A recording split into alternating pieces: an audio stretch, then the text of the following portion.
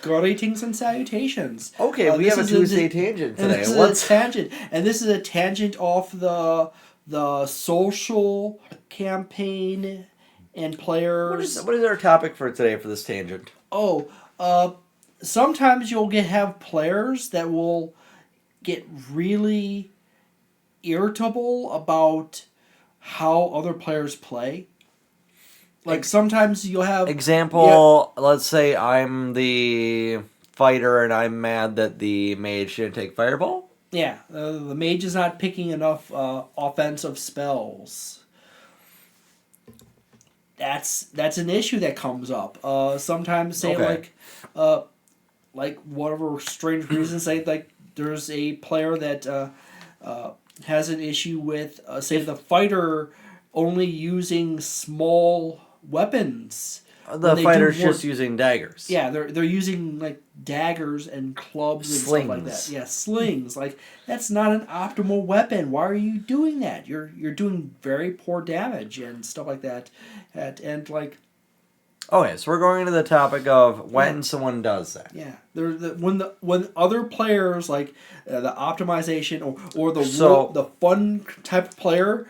Has a conflict with like the player who wants to optimize the group. I think that we should publicly shame those players. The players that try to shame other players for not being optimal. I'm going to say this right from the start. I'm going to take this outlandish take. Yeah. Not that it's what I agree with. I'm going to fight my side of it for our discussion here. Not that I agree with it, but I'm going to fight my side here. So. Let's say you've got the side of, no, it's all fine. What part is it fine? All fine? Well, I'm taking the route of that we should publicly shame them and that that's not okay. They're a hindrance to the party.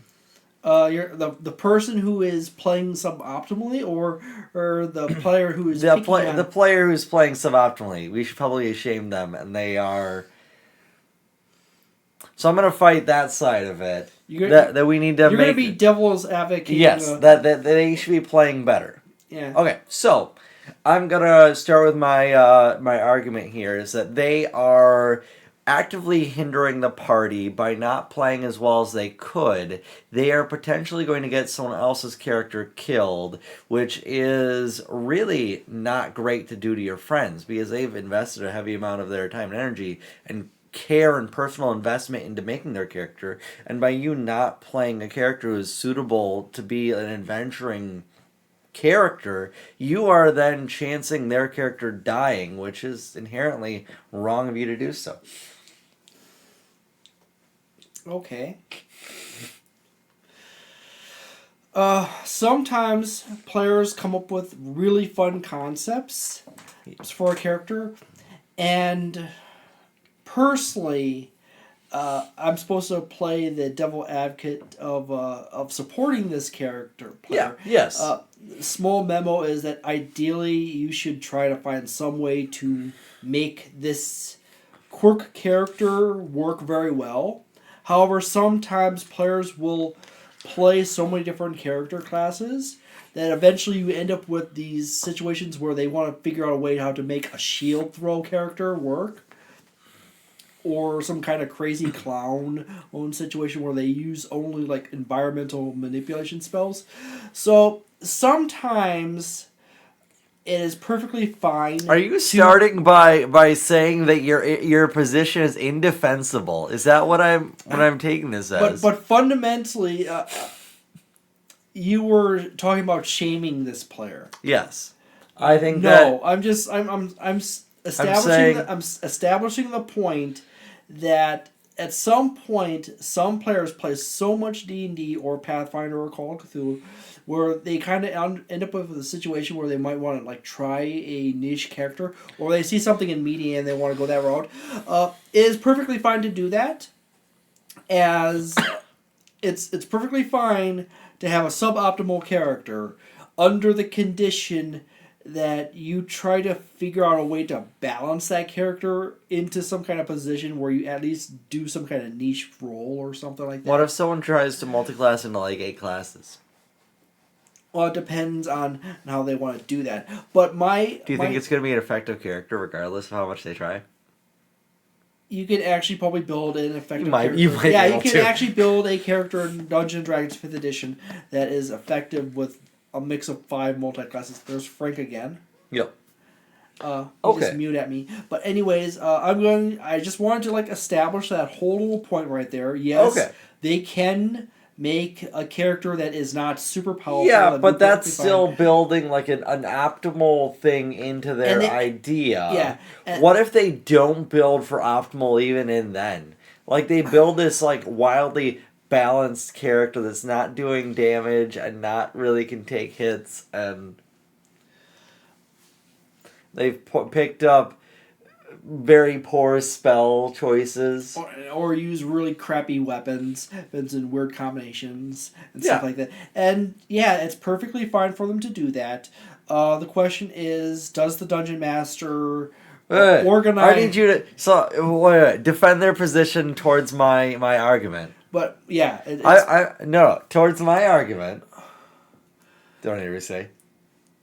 Okay, this is that the player should be able to do that, but they're being a detriment to the rest of the party and their general ability to exist.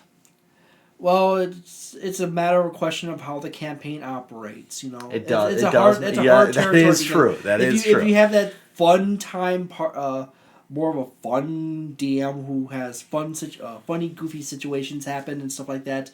And it works out very well for a player like that. But if you have a very dangerous campaign. Yeah, sometimes in the case of the players who super want to optimize all their characters to an extreme degree, they could actually run into a situation where they drive out the fun by just over planning the entire thing. So they literally this spell specifically does the most damage of all the spells. So I will take it. Yes.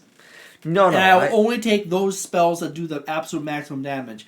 Where some players will pick weaker attack spells and stuff like that. That's perfectly fine. And if you choose a fire and ice theme for your wizard. I've done a fire wizard myself. Yeah. You end up with a problem where there's a lot of creatures that are resistant or immune to fire, and there's a lot of creatures that are resistant or immune to ice. If you pick one of those, at some point you're not going to be super effective. Sometimes your character is going to do 0 damage and you have no actual weapons against the enemy. Yep. It does be like that sometimes. And unless you have access to psychic damage, then you're good most of the time. Yeah. Except for constructs, which might oftentimes be immune to psychic damage. Yeah.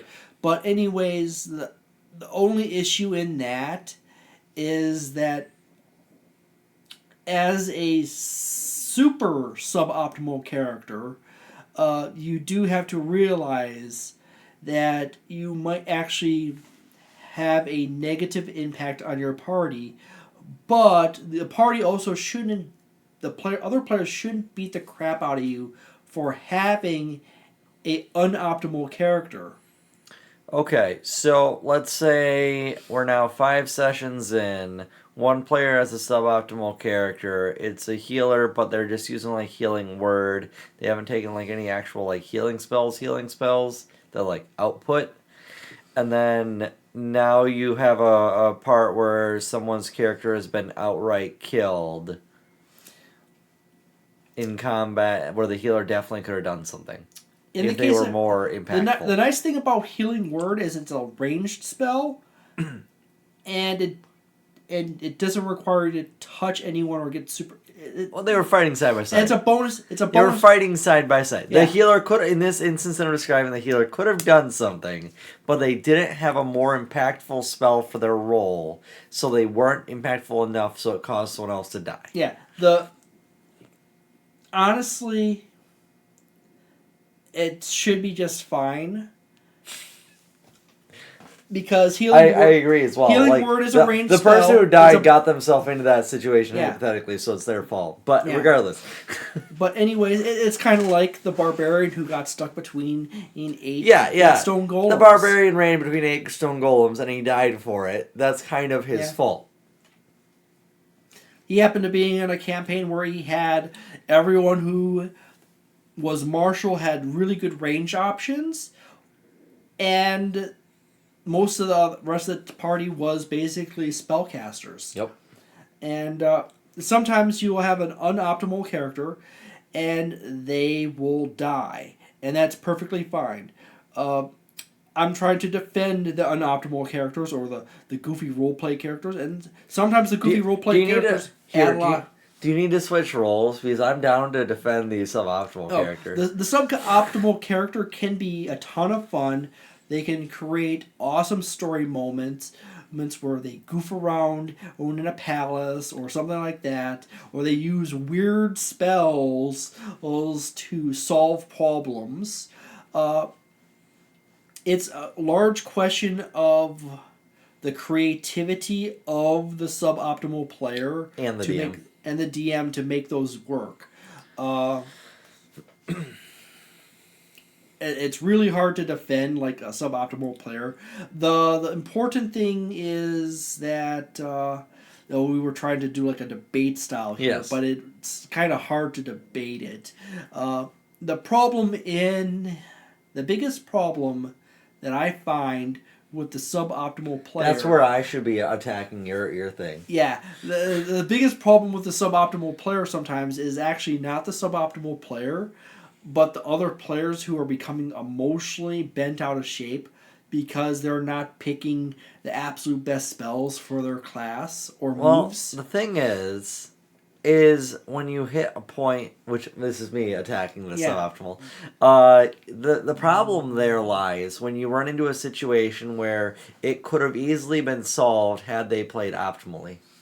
Yeah. Example, let's say that you have a whole big some kind of fortress of not very smart ogres or something, and they have this big MacGuffin idol in the center of there, and the rogue could sneak in and just steal it and get off, but they are... Can't see Frank. They are not playing to try and do stealthily things. Maybe they built out... you can see him. Yeah. They're not built out for stealthy, they're built... It's a group of paladins or not and even fighters trying to be stealthy, right? They're not going to go and do what their thing would do. Not that the rogue has to be the stealth option, right? But you know what I mean. Monks can be really good at stealth as well as rangers. But yeah, when you have that the person could do it, but they're not going to do it. Oh, that the player who's built a character that is really good at a thing, but refuses to do that thing. Yes. And believe it or not, I've actually been in a group where that actually You're actively in a group where that happens. But I wasn't even thinking about that player. I was in like a previous group way before you. Yeah. I also had a situation where we had a player who like every character they had like so they make a rogue that will not stealth for shit. Like so you've got a situation where the person, regardless of their roles and their stat distribution, they are not playing optimally. They're refusing to play the character, and it can be, honestly, if you're playing like a cowardly barbarian, that might actually be funny and fun for like some periods of time. Particularly if the group is fairly strong and at a certain point, the wizard's going down 3 times because the barbarian ran away, though. Yeah, there's issues in that, but it's just a question of the campaign that the dungeon master creates, and where the group is going with it, and there can be fun time for suboptimal characters, flawed characters, all kinds of crazy stuff. But that is something specific to a campaign. So it's all very dependent on the campaign. Yeah, it could be ton of, oh my goodness, if you're just playing like a goofy wizard that doesn't have really any attack spells or anything like that, that is also fun. You're playing like a rogue that doesn't steal anything, and is a upstanding fine gentleman, you can perfectly fine do that. Yeah, if you're playing like a barbarian that's cowardly, that can also be fun. It's fun in certain campaigns and certain groups. It's one of those hard things to defend when you have a person who plays super suboptimally in a group that is super optimal and might. I know it's like a testament of intelligence to be able to defend a position regardless of where you sit on the spectrum, and I'm like having a hard time. But that's just because I also understand that it's more than just defending the choice of playing a defective character. Not a defective character. Well, we could use defective character too. Suboptimal But there character, is more so. defective There is character. also the choice of not just the suboptimal character. There's playing a character suboptimally. Yeah, there's a suboptimal playing a character. The part that really pisses me off, specifically in that, is when the player makes choices and then complains about them. Or complains about the DM not making the choices super awesome because they had this amazing idea where they thought of like using Lumen's tiny hut as a movable shield. Yes. Even though any part of that spell would stop working if you try to like turn it up on end and then move it across the ground. Absolutely. So anything like that.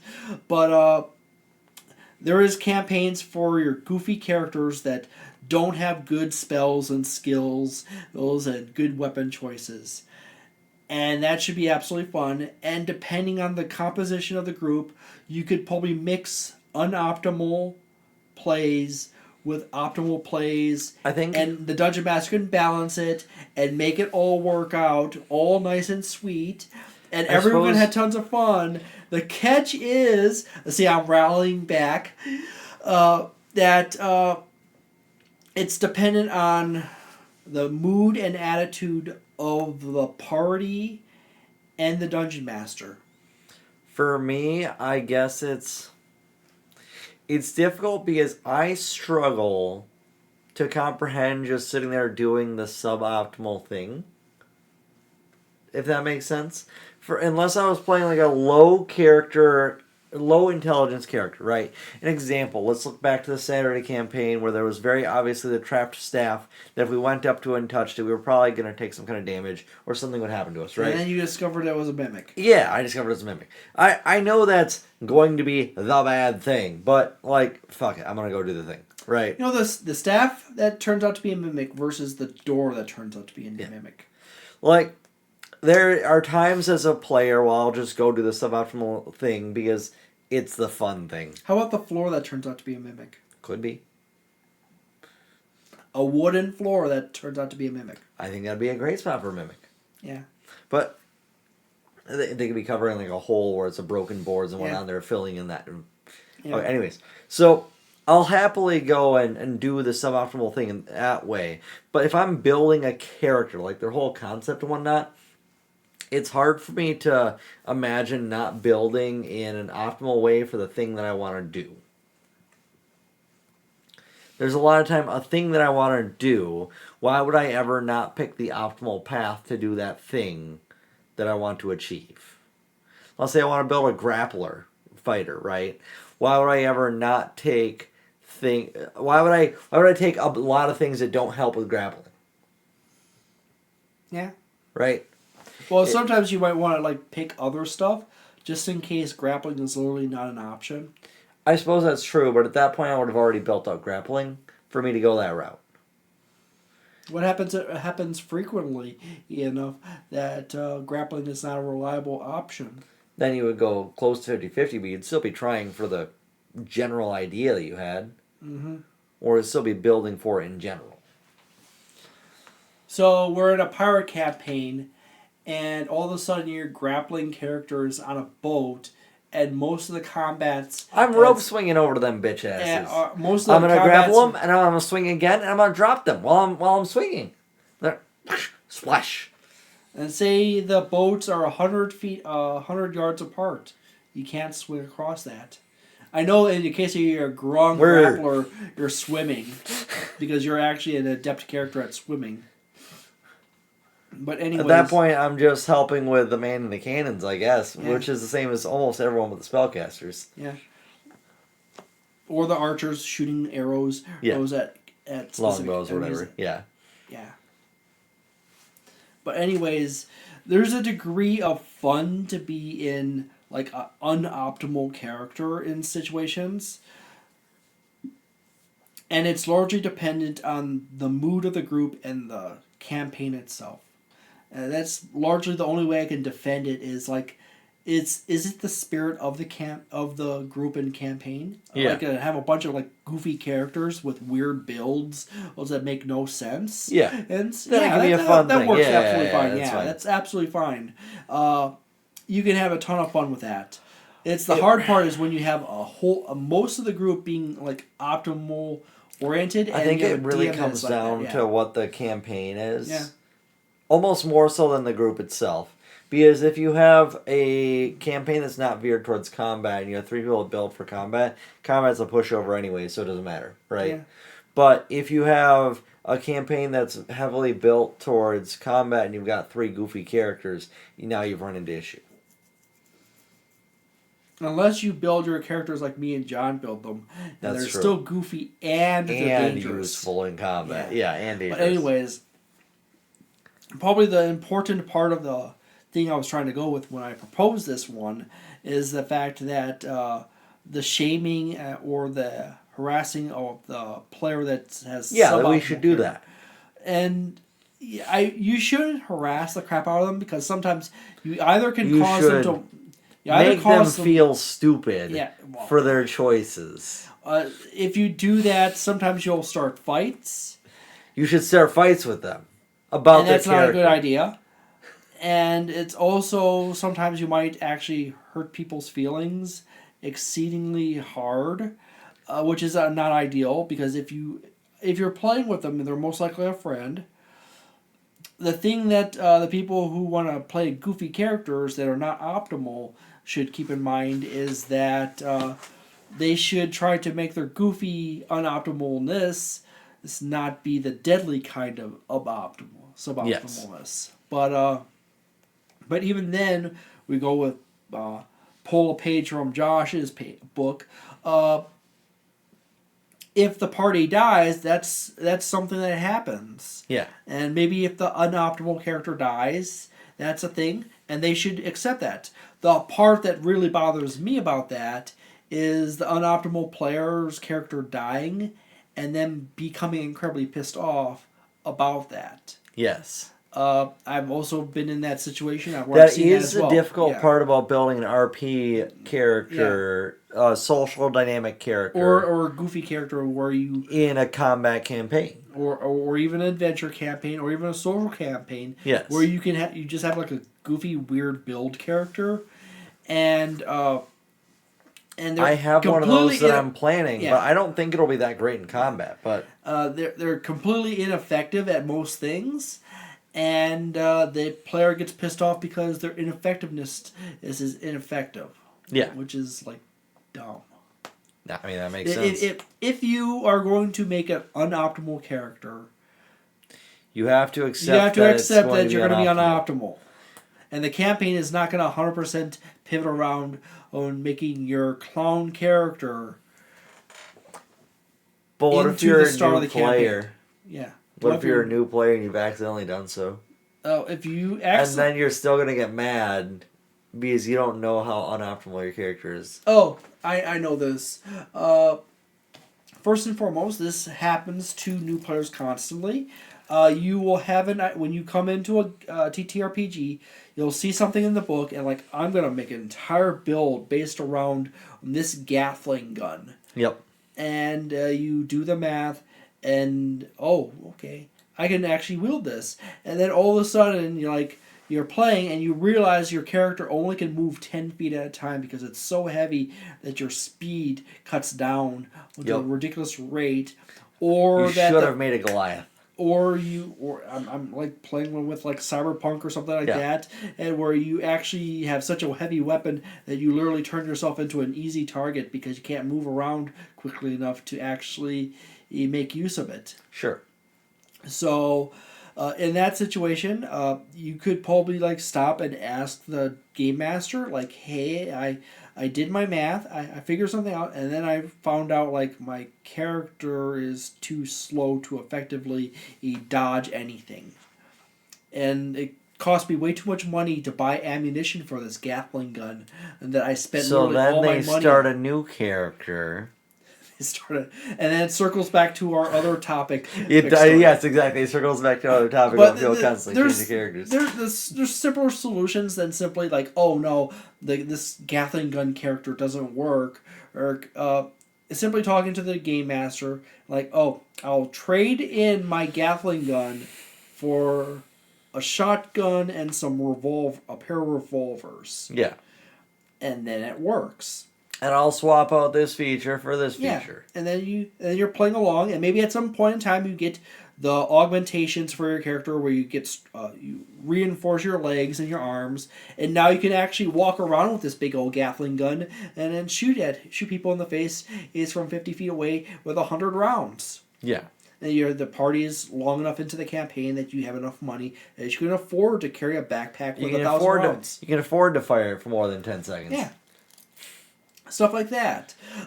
Same thing with Dungeons and Dragons. If you're playing a ranger and like the dungeon master's like, you gotta count your arrows and everything like that. Sometimes it gets a little expensive shooting all those arrows at enemies. Yes. You might want to get into some crafting and stuff like that with your arrows. Which incidentally, Dungeons and Dragons 5th edition in 2024, the crafting rules are terrible. Yeah. 2014 and the 2024, it's like they actually exist, and you can actually use them, but they're not amazing. Yep. I really wish that Wizards of the Coast, in their whatever wisdom or crackerjack box they got the out of, like borrowing it from Paizo, so like a half bake solution, should have probably created what is called a crafting skill. Yeah. So you add. Well, I'm sorry, adding another skill to the list is maybe like. Add that to the skill list for... Wait, you mean we could make use of... add a skill. No. You could make use of the tools. Yeah, a crafting skill that ties into your tools. Where the tools use the skill... Crafting skill, yeah. No, not even the crafting skill. Where it uses your survival or something like that to make the thing.